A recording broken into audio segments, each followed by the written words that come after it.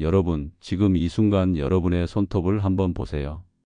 혹시 손톱에 세로로 선이 그어져 있지 않으신가요? 대부분의 분들이 나이가 들면 당연히 생기는 거라고 생각하고 넘어가시는데요. 오늘 제가 전해드릴 이야기를 들으시면 생각이 완전히 바뀌실 겁니다.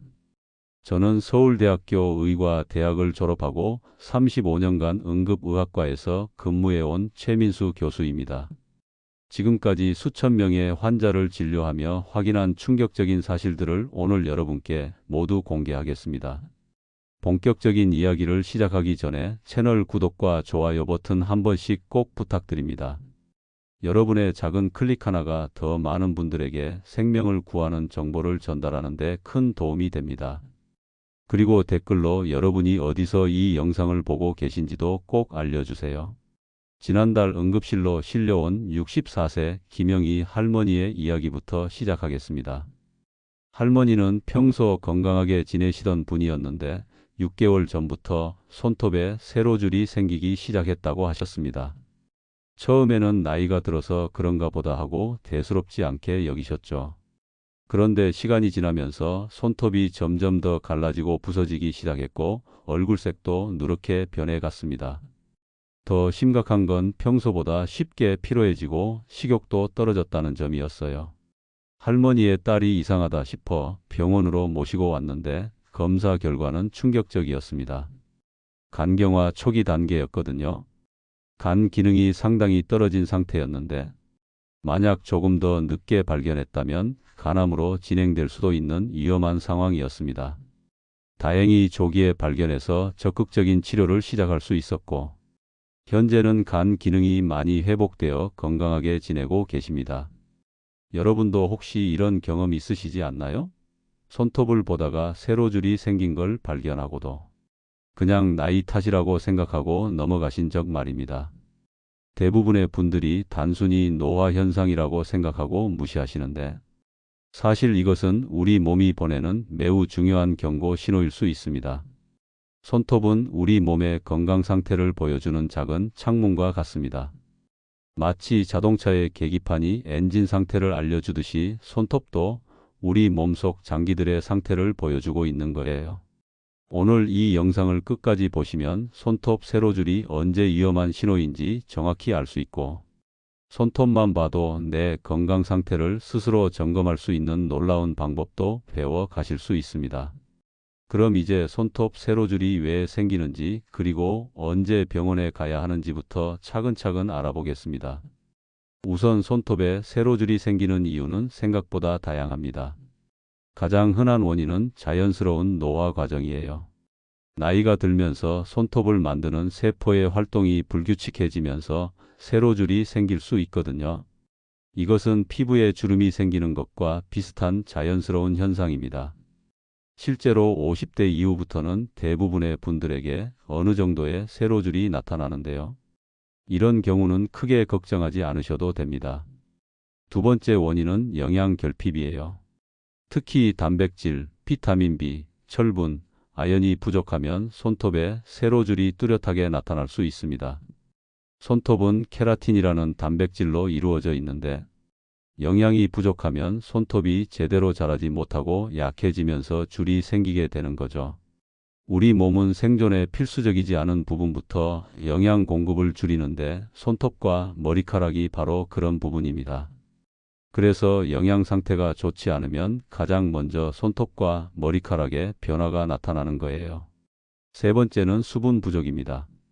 우리 손톱도 적절한 수분을 유지해야 건강한데 물을 충분히 마시지 않거나 손을 자주 씻어서 건조해지면 손톱에 세로줄이 생기기 쉬워요. 특히 우리 연세가 되면 갈증을 잘 느끼지 못해서 자연스럽게 물 섭취량이 줄어들거든요. 거기에 겨울철 난방으로 인한 건조함까지 더해지면 손톱이 더 빨리 건조해집니다. 손톱은 약 18%의 수분을 포함하고 있는데 이 수분 함량이 10% 이하로 떨어지면 손톱이 건조해지고 갈라지며 세로줄이 더 뚜렷해지게 됩니다. 네 번째는 손톱 외상입니다. 손톱 뿌리 부분인 손톱 매트릭스가 닫히면 그 부분에서 자라나는 손톱에 세로줄이 생길 수 있어요. 무리한 손톱 관리나 매니큐어를 자주 하시는 경우에도 손톱이 약해져서 줄이 생길 수 있습니다. 특히 젤 네일을 제거할 때 손톱 표면을 갈아내는 과정에서 손톱이 얇아지고 약해질 수 있어요.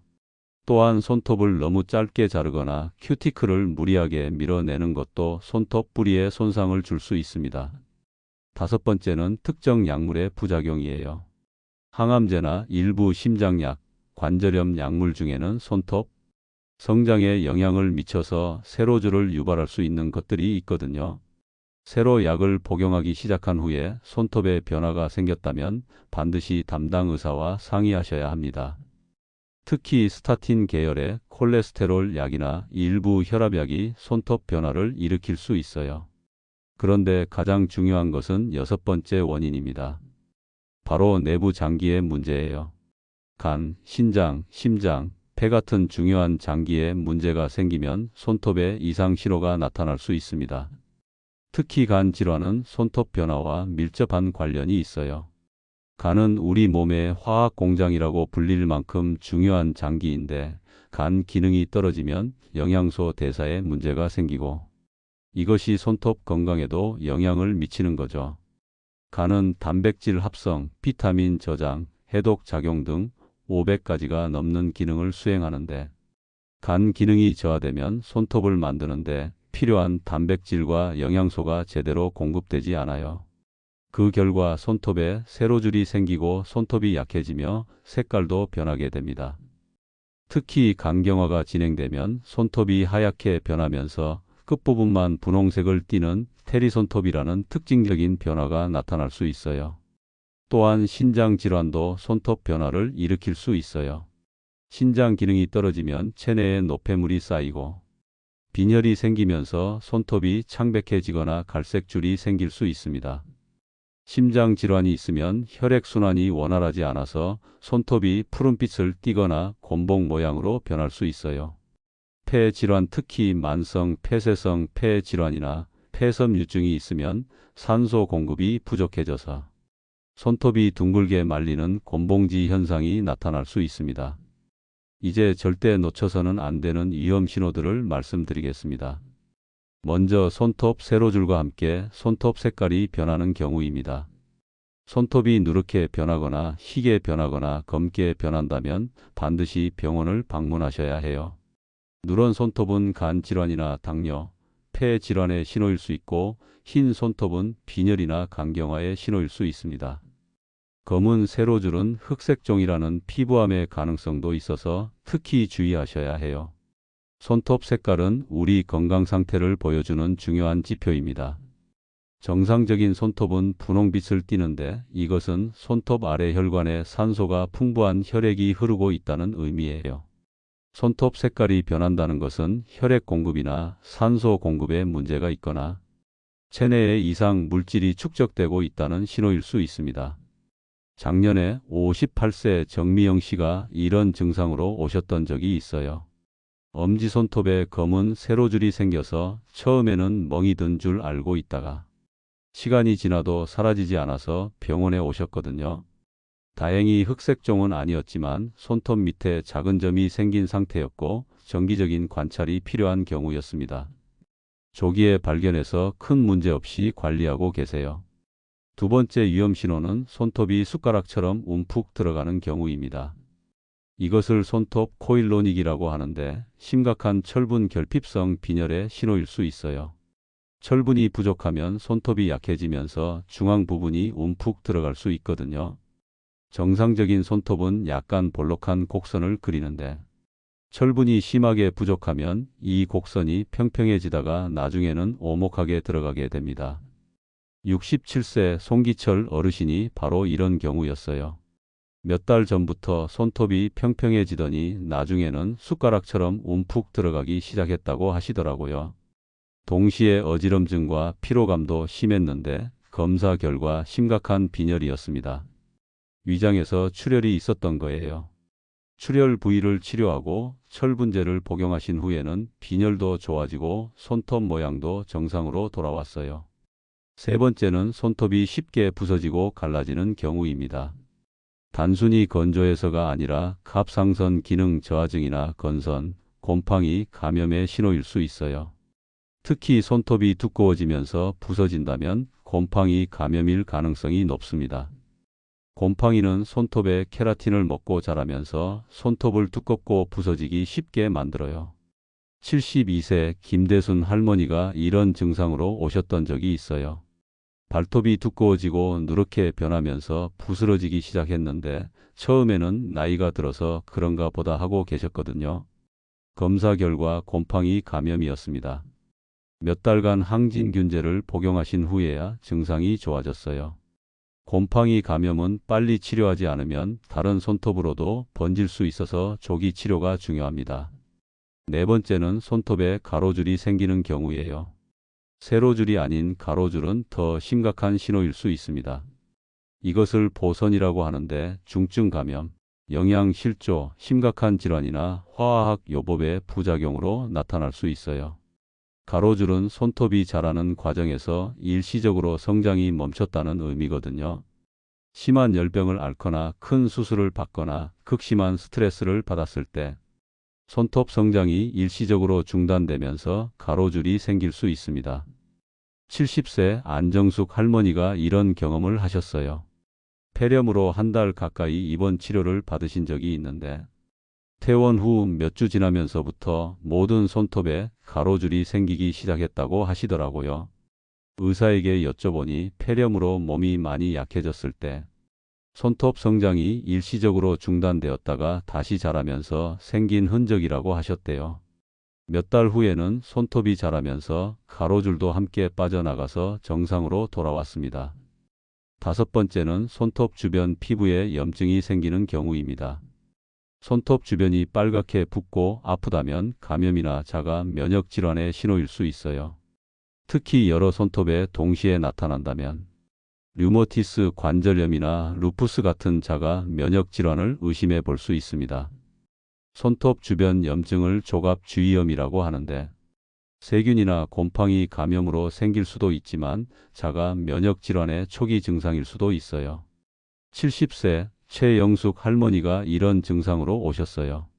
여러 손톱 주변이 빨갛게 붓고 아프기 시작했는데 처음에는 손톱 관리를 잘못해서 그런가 보다 하고 연고만 바르고 계셨거든요. 증상이 나아지지 않아서 병원에 오셨는데 검사 결과 류머티스 관절염 초기였습니다. 조기에 발견해서 적절한 치료를 시작할 수 있었어요. 여섯 번째는 손톱이 두껍게 자라면서 곤봉 모양으로 변하는 경우입니다. 이것을 곤봉지라고 하는데 폐질환, 심장질환, 간질환, 염증성 장 질환 등의 신호일 수 있어요. 손가락 끝이 북처럼 부풀어 오르고 손톱이 둥글게 말리면서 커지는 현상인데 만성적으로 산소 공급이 부족할 때 나타납니다. 63세 윤석호 씨가 이런 증상으로 오셨어요. 담배를 오랫동안 피우신 분인데 최근 몇 년 사이에 손가락 끝이 북처럼 부풀어 오르고 손톱도 둥글게 말리기 시작했다고 하시더라고요. 검사 결과 만성 폐쇄성 폐 질환이 상당히 진행된 상태였습니다. 금연과 함께 적극적인 치료를 시작하셨지만 이미 손상된 폐 기능을 완전히 회복하기는 어려운 상태였어요. 조금 더 일찍 발견했다면 좋았을 텐데 하는 아쉬움이 남는 경우였습니다. 이런 위험 신호들 중 하나라도 있으시면 절대 단순한 노화 현상이라고 생각하지 마시고 즉시 병원을 방문하셔야 해요. 특히 당뇨병이나 간 질환이 있으신 분들, 흡연하시는 분들, 약물을 장기 복용하시는 분들은 더욱 주의하셔야 합니다. 손톱 변화는 우리 몸이 보내는 마지막 경고일 수 있거든요. 그럼 이제 손톱 건강을 지키는 방법들을 알려드리겠습니다. 이 방법들은 제가 개인적으로 제 가족들에게도 추천하는 것들이에요. 첫 번째는 균형 잡힌 식사입니다. 손톱 건강을 위해서는 단백질이 가장 중요해요. 계란, 생선, 닭고기, 두부 같은 양질의 단백질을 몇 끼 섭취하시는 것이 좋습니다. 거기에 비타민 B가 풍부한 현미, 견과류와 철분이 풍부한 시금치, 브로콜리 아연이 풍부한 굴, 호박씨도 드시면 좋아요. 특히 비오틴이라는 영양소가 손톱 건강에 아주 중요한데 계란 노른자, 아몬드, 고구마에 많이 들어 있습니다. 비오틴은 비타민 B7로도 불리는데 손톱과 머리카락을 구성하는 케라틴 합성에 필수적인 영양소예요.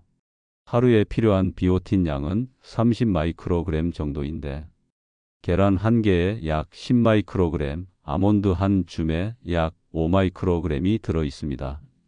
두 번째는 충분한 수분 섭취입니다. 하루에 1.5리터에서 2리터 정도의 물을 천천히 나누어 마시세요. 물을 충분히 마시면 손톱뿐만 아니라 피부와 전체적인 건강에도 도움이 됩니다. 물을 마실 때는 한 번에 많이 마시지 마시고 조금씩 자주 마시는 것이 좋아요. 아침에 일어나자마자 미지근한 물 한 잔을 마시는 것으로 하루를 시작하시고 식사 30분 전에 물 한 잔, 식사 한두 시간 후에 물 한 잔을 마시는 습관을 들이시면 좋습니다. 세 번째는 손톱 보습입니다. 손을 씻은 후에는 반드시 핸드크림을 발라주세요. 특히 손톱과 손톱 주변 피부에 충분히 발라주시는 것이 중요해요. 자기 전에는 좀 더 농도가 진한 크림을 바르고 면 장갑을 끼고 주무시면 효과가 더 좋습니다. 손톱 전용 오일이나 큐티클 오일을 사용하시는 것도 좋은 방법이에요. 손톱 오일에는 비타민이나 호호바 오일 같은 영양 성분이 들어있어서 손톱에 영양을 공급하고 보습해줍니다. 네 번째는 손톱 외상을 피하는 것입니다. 손톱을 너무 짧게 자르지 마시고 손톱깎이보다는 손톱줄을 사용하시는 것이 좋아요. 손톱을 자를 때는 일직선으로 자르고 모서리만 살짝 둥글게 다듬어 주세요. 집안일을 하실 때는 고무장갑을 끼시는 것이 좋습니다. 설거지 세제나 청소용 세제가 손톱을 약하게 만들 수 있거든요. 또한 손톱을 도구처럼 사용하지 마세요. 스티커를 떼거나 캔 뚜껑을 따는데 손톱을 사용하면 손톱이 쉽게 부러지거나 갈라질 수 있어요. 다섯 번째는 매니큐어 사용을 줄이는 것입니다. 매니큐어와 리무버에 들어있는 화학 성분이 손톱을 건조하고 약하게 만들 수 있어요. 특히 젤 네일은 손톱에 더 큰 부담을 주니 가급적 피하시는 것이 좋습니다. 꼭 해야 하신다면 한 달에 한두 번 정도로 제한하시고 그 사이에는 손톱이 숨을 쉴 수 있도록 해주세요. 매니큐어를 지우실 때는 아세톤이 들어있지 않은 순한 리무버를 사용하시고 지운 후에는 반드시 보습을 해주세요. 여섯 번째는 규칙적인 손톱 마사지입니다. 손톱 주변을 부드럽게 마사지해 주시면 혈액순환이 좋아져서 손톱 성장에 도움이 됩니다. 저녁에 핸드크림을 바르실 때 손톱 주변을 원을 그리듯이 마사지해 주세요. 특히 손톱 뿌리 부분인 큐티클 부위를 부드럽게 눌러주시면 좋아요. 한 손톱당 30초 정도씩 마사지해 주시면 되는데 너무 세게 누르지 마시고 편안한 압력으로 해주세요. 일곱 번째는 금연입니다. 흡연은 혈액순환을 방해해서 손톱에도 나쁜 영향을 줍니다. 흡연자의 손톱은 누렇게 변색되기 쉽고 성장 속도도 느려져요. 건강한 손톱을 위해서라도 금연을 권장드립니다. 담배에 들어있는 니코틴은 혈관을 수축시켜서 손톱에 영양과 산소 공급을 방해해요. 또한 담배 연기에 포함된 타르 성분이 손톱을 누렇게 변색시킵니다. 여덟 번째는 정기적인 건강검진입니다. 1년에 한두 번 정도는 종합검진을 받으시고 간 기능 검사, 신장 기능 검사, 갑상선 검사 등을 하시는 것이 좋아요. 특히 손톱에 변화가 있다면 의사에게 꼭 말씀드리세요. 의사들은 환자를 진찰할 때 손톱 상태도 함께 확인하는데 손톱이 우리 건강에 대해 많은 정보를 제공하기 때문입니다. 그런데 여기서 주의하셔야 할 점이 있습니다. 바로 무분별한 영양제 복용입니다. 많은 분들이 손톱 건강을 위해 비오틴 영양제를 드시는데 과다 복용하면 오히려 부작용이 생길 수 있어요. 특히 간이나 신장에 문제가 있으신 분들은 영양제 복용 전에 반드시 의사와 상담하셔야 합니다. 비오틴의 경우 하루 30에서 100 마이크로그램 정도가 적당한데 일부 제품은 이보다 훨씬 많은 용량을 함유하고 있어서 주의가 필요해요. 마지막으로 절대 하시면 안 되는 것들도 말씀드리겠습니다. 첫째, 손톱 주변 피부를 뜯는 습관입니다. 손톱 주변 각질이 일어나면 자꾸 뜯게 되는데 이것은 감염의 위험을 높이고 손톱 성장에도 방해가 됩니다. 각질이 일어나면 손톱줄로 부드럽게 정리하거나 보습제를 바르세요. 손으로 뜯으면 피부가 찢어지면서 상처가 생기고 그 상처로 세균이 들어가서 염증이 생길 수 있어요. 둘째, 손톱을 입으로 물어뜯는 습관입니다. 이것은 손톱과 손톱 주변 피부에 상처를 내고 세균 감염의 위험을 높입니다. 스트레스 때문에 이런 습관이 있으시다면 다른 방법으로 스트레스를 해소하시는 것이 좋아요.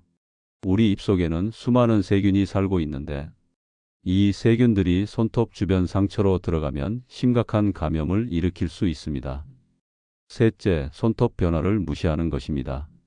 손톱은 우리 건강의 창문이라고 불립니다. 작은 변화라도 지속된다면 반드시 병원을 방문하셔야 해요. 특히 색깔 변화, 모양 변화, 두께 변화가 있다면 더욱 주의하셔야 합니다. 손톱 변화를 무시하다가 심각한 질환을 늦게 발견하는 경우가 많거든요. 넷째, 손톱 곰팡이를 방치하는 것입니다. 손톱 곰팡이는 자연적으로 낫지 않습니다. 반드시 치료를 받으셔야 하고 치료 기간도 몇 달씩 걸릴 수 있어요. 조기에 치료할수록 예후가 좋으니 의심되면 바로 병원을 방문하세요. 곰팡이는 한번 감염되면 점점 더 깊이 침투하고 다른 손톱으로도 번지기 때문에 빨리 치료하는 것이 중요합니다. 다섯째, 민간요법만 믿는 것입니다. 물론 전통적인 방법들 중에도 도움이 되는 것들이 있지만 심각한 질환의 신호일 수 있는 증상을 단순한 민간요법만으로 해결하려고 하는 것은 위험해요. 반드시 의사의 진단을 먼저 받으시고 보조적인 방법으로 활용하시는 것이 좋습니다. 인터넷에서 찾은 민간요법을 무작정 따라하다가 오히려 증상이 악화되는 경우도 많거든요. 여러분, 우리 몸은 거짓말하지 않습니다. 손톱이라는 작은 부분도 우리 건강에 대해 많은 것을 말해주고 있어요. 작은 신호라도 무시하지 마시고 관심을 가져주세요. 오늘 알려드린 방법들을 지금 당장 실천해 보시고 특히 위험 신호가 있으시면 즉시 병원을 방문하시기 바랍니다. 몇 개월 후 김영희 할머니가 외래로 오셨을 때 이를 말씀드리며 마무리하겠습니다.